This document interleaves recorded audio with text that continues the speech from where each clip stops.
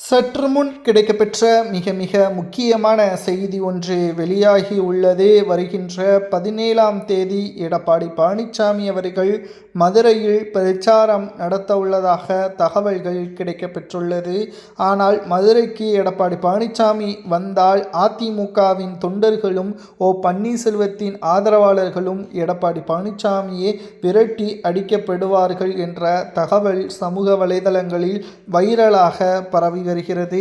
இதனால் எடப்பாடி பழனிசாமி அவர்களது பிரச்சார நிகழ்ச்சியில் கூடுதலாக போலீஸ் பாதுகாப்பு கேட்டு எடப்பாடி பழனிசாமி அவர்கள் காவல் உயர் அதிகாரிகளுக்கு கடிதங்களை வழங்கியுள்ளார். தற்பொழுது அதிமுக பொதுக்குழு சமீபத்தில் நடந்து முடிந்தது.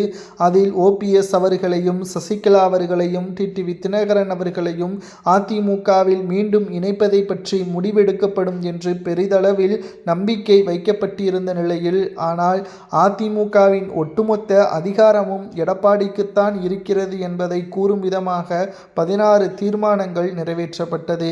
இதனால் மேலும் அதிர்ச்சியடைந்த அதிமுகவின் தொண்டர்களும் பன்னீர்செல்வத்தின் ஆதரவாளர்களும் எடப்பாடியின் மீது கடும் கோபமடைந்தனர். தற்பொழுது திமுகவை விமர்சனம் செய்யும் விதமாக மதுரையில் உள்ள பல்வேறு பகுதிகளுக்கு சென்று திமுகவிற்கு எதிராக பிரச்சாரம் செய்ய ஏற்பாடுகள் செய்துள்ளார் எடப்பாடி பழனிசாமி அவர்கள். ஆனால் தென் மாவட்டங்களில் குறிப்பிட்ட சமூகத்தினர்கள் ஓபிஎஸ்ஸிற்கு ஆதரவாக இருப்பதன் காரணமாக எடப்பாடி பழனிசாமி அவர்கள் ஊருக்குள்ளே வந்தால் விரட்டி அடிப்போம் என்பதை தெரியப்படுத்தியுள்ளனர்.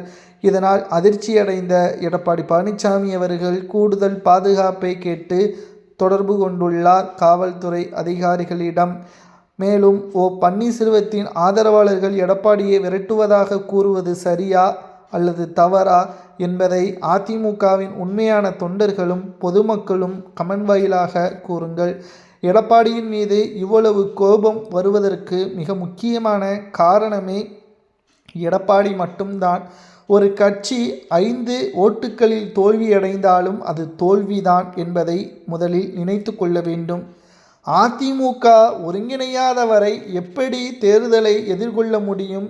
தோல்விதான் என்று தெரிந்துமே எப்படி தேர்தலில் போட்டியிட முடியும்? ஏன் இது எடப்பாடிக்கு புரியவில்லை என்ற கேள்வியை தான் நாம் தொடர்ச்சியாக முன்வைக்கிறோம்.